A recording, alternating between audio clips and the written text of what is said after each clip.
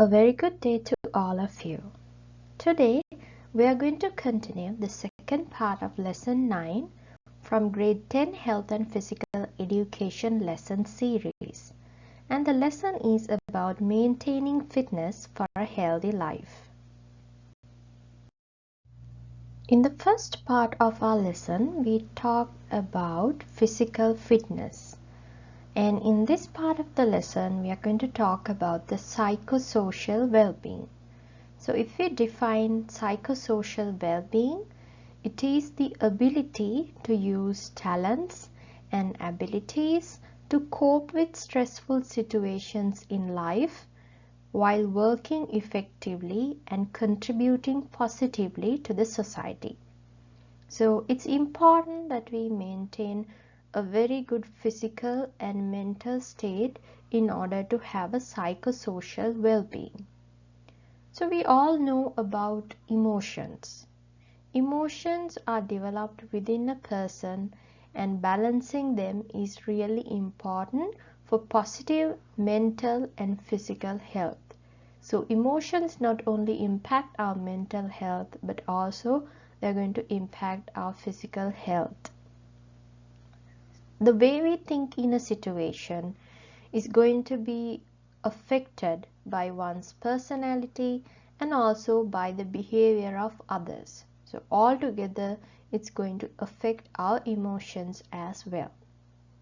Psychosocial well-being could be achieved by identifying positive and negative emotions, the reasons for getting all those emotions, the reasons for stress, its features, and what can be done to minimize stress. So we're going to talk about all these topics under this part of the lesson. Let's start off with control of emotions. So emotion means a strong feeling. They are like thoughts that can occur very fast and instantly in the mind of a person. So we have pleasant emotions as well as unpleasant emotions. Happiness, appreciation, compassion, being bountiful, these are like some of the pleasant emotions. Then there is anger, fear, disgust, sorrow, jealousy. These are like some of the unpleasant emotions. So when these emotions occur, they can change our activities externally as well as internally. So what do you mean by externally? Externally means that the emotions are influencing the body language, your facial expressions, the tone of your voice, and also decision making. For example, happiness may lead to more social interactions. You might be smiling and so on. But what about anger? It can result in tense body language or impulsive actions. You are not thinking right through, you are not thinking straight, so you might make impulsive decisions. So those are external changes in our activities. And what about internal changes? That means these emotions trigger physiological changes in our body, like heart rate, hormone release, digestion. These are like some of the examples. Let's talk about factors affecting emotions. So suppose a certain situation is there, something happened, and when it happened, it starts to build up thoughts first in our minds, and then only it comes to emotions. The emotions are developed later on based on the thoughts, and then these emotions are expressed as feelings, or it could be certain physical changes in our body or certain facial expressions, and there could be behavioral changes as well. So for example, suppose you are doing a presentation in the class and you made a mistake in front of the class. Now this is the situation. So your thoughts could be, oh, I messed up, everybody must be laughing at me. So these could be a set of thoughts. So if those are the set of thoughts, then the emotions could be embarrassment, self-doubt, and anxiety. So those are like some of the emotions you can develop based on the thoughts you made. If your thoughts are, I messed up, everybody must be laughing at me, embarrassment, and so on are going to be the emotions. So our thoughts can be affected by several factors. So one thing is understanding the situation. That means it could be positive, it could be negative. Like how you are going to interpret the situation. Are you going to take it positively and like going to practice it better, do better next time? Or are you going to take it negatively? Like if your thoughts are going to be like negative, then your thoughts might be like, I'm never going to do another presentation in this class. I messed up. So that is taking it negatively. But if you are taking it positively, you might think, I'm going to do better next time. And also religious beliefs and social acceptance. The beliefs that you have developed based on your religion. Or maybe the social acceptance, like what kind of social acceptance is there when you make a mistake in front of the classroom.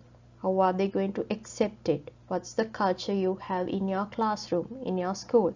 So that's about social acceptance. So these are also some of the factors affecting your thoughts.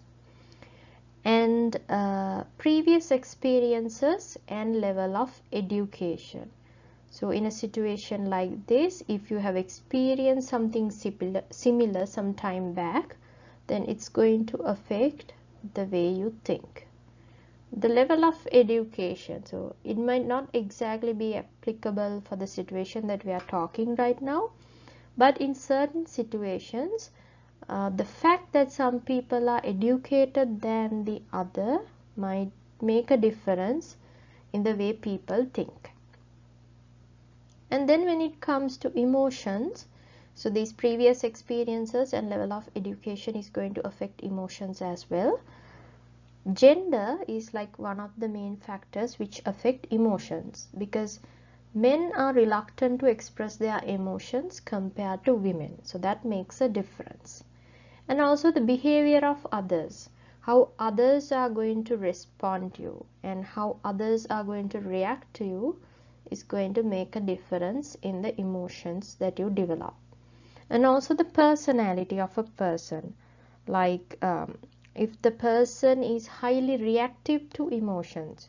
Some people are really intense when it comes to certain emotions like anxiety, sadness, or stress. So it comes with their personality.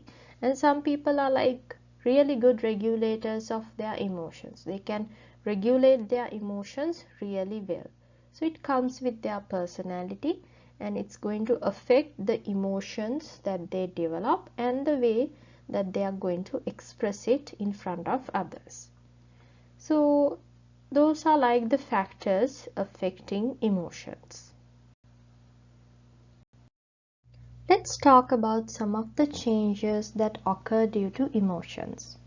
So some of the physical changes which take place in our body are increase in the rate of heartbeat, increased blood pressure, rapid breathing, increased sweating, dryness of the mouth and lips. So these are like some of the physical changes which can occur in a negative circumstance. For example, in emotions like anger and fear, these are some of the physical changes which can occur.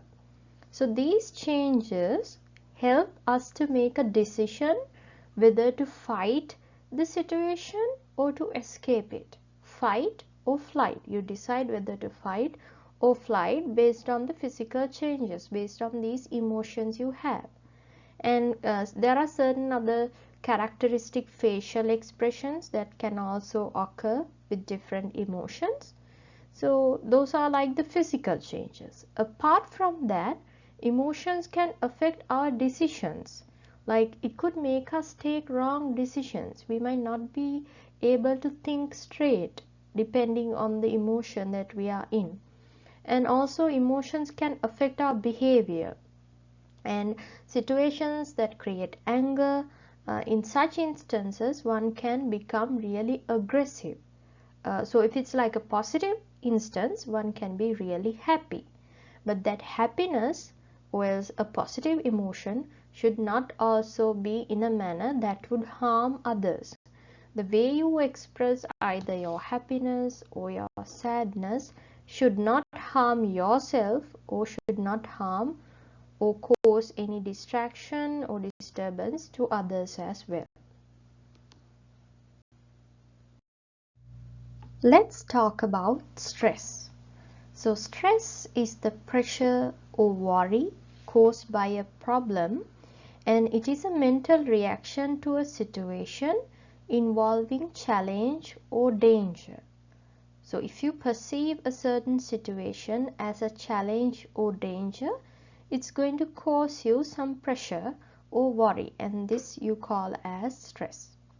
So a moderate amount of stress is fine because it's helped us to engage in our day-to-day activities effectively. For example, if you're supposed to sit for an exam, there's some stress to do well at the exam because you perceive it as a challenge. But that stress is going to help you to study better. But if there's excess stress on the other hand, that will interfere in your activities. Maybe your memory will start to fade. Maybe it will not function as it used to be if it's excess stress. But some amount of stress, which means like moderate amount of stress, is really fine to get through our day-to-day activities. So here are some of the stressful situations faced by students.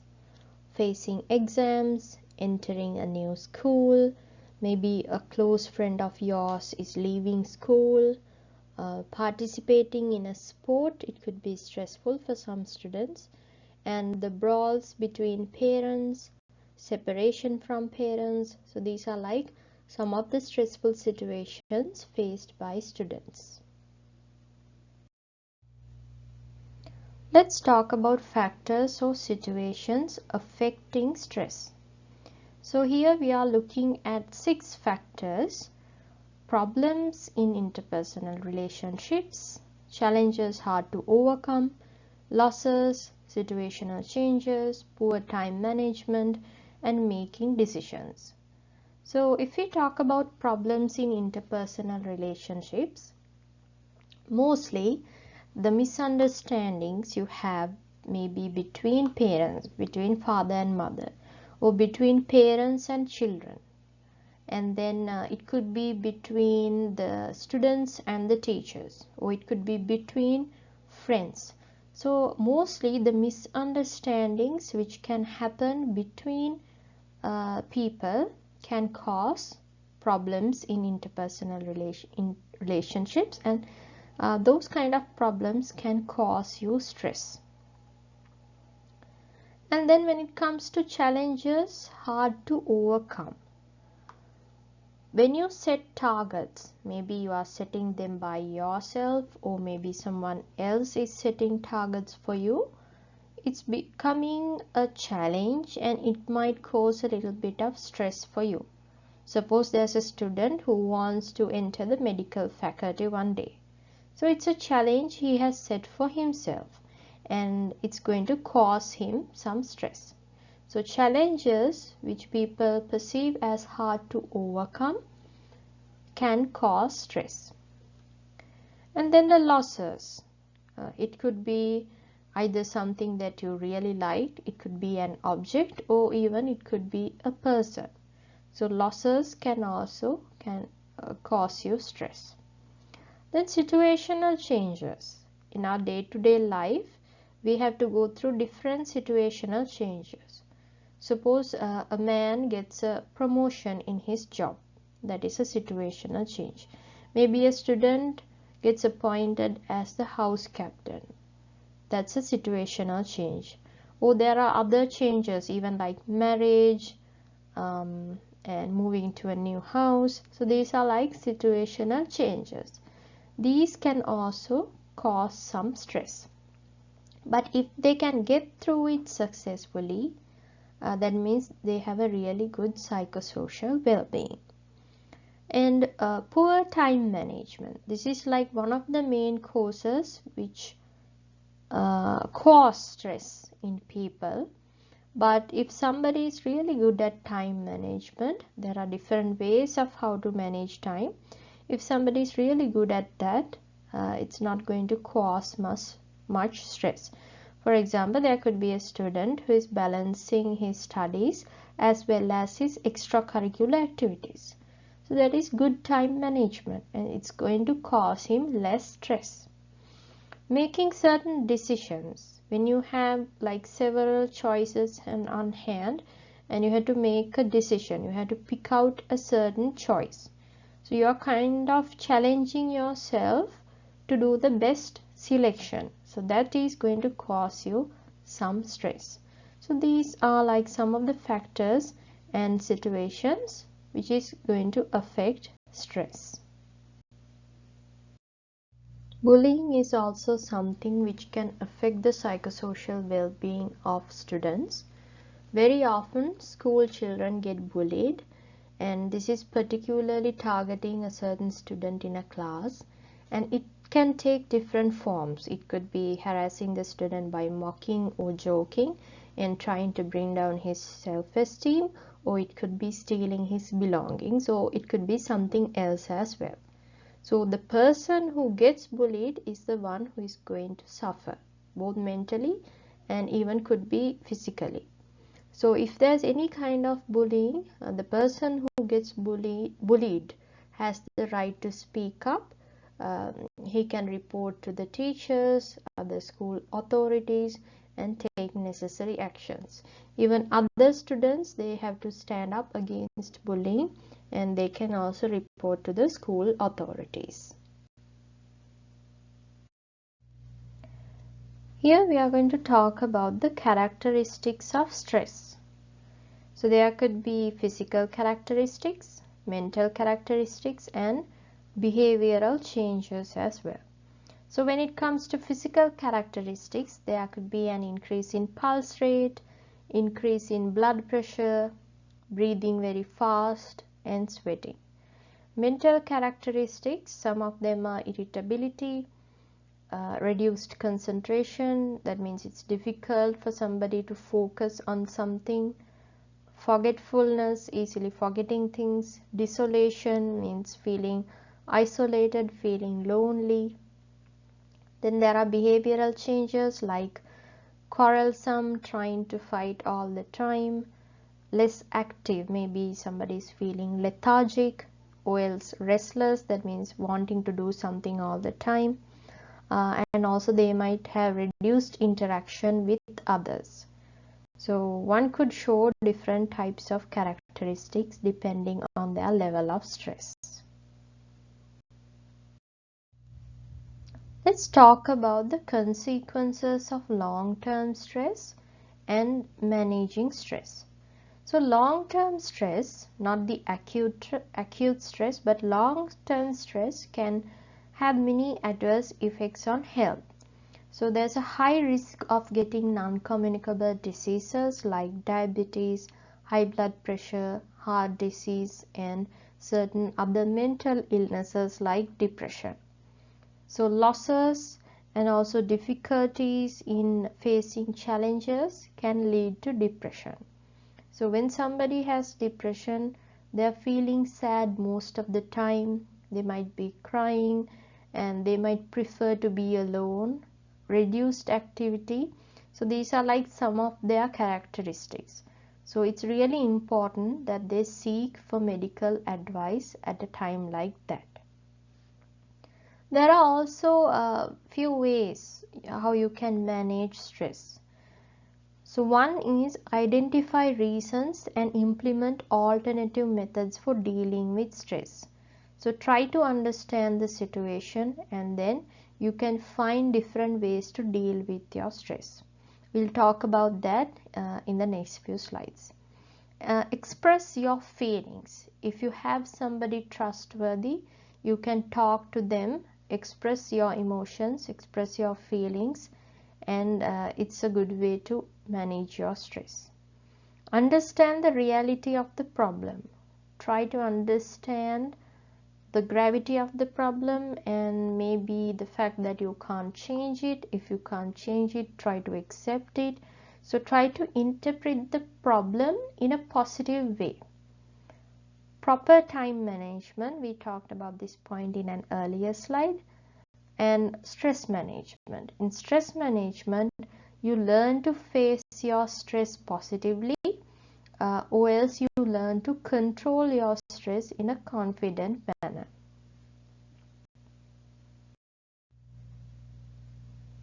Here are some of the behaviors that could be seen in people due to stress. So, squabbling with others means you are fighting with others over a small matter. And smoking can also be a behavior in people who are stressed. Using illegal drugs and alcohol. Binge eating or excessive intake of food. Some people eat quite a lot of food when they are really stressed. And postponement of work. This is also how people behave when they are really stressed. Let's look at some of the activities that you can do to reduce stress in your life. So having adequate sleep and rest, getting enough sleep and rest is really important to reduce stress. Taking a 30-minute walk daily or else engaging in games and sports is also going to help you with stress. Engaging in religious activities or meditation or exercises is also can reduce your stress. Enjoying the natural beauty. Peer group companionship, that means having good friends. Listening to music. Engaging in leisure activities, maybe hobbies. Rearing pets. So these are like good ways to reduce stress in your daily life. So that brings us to the end of lesson 9. Thank you very much for listening. There's one more lesson coming up, so subscribe the channel and stay tuned. See you next time.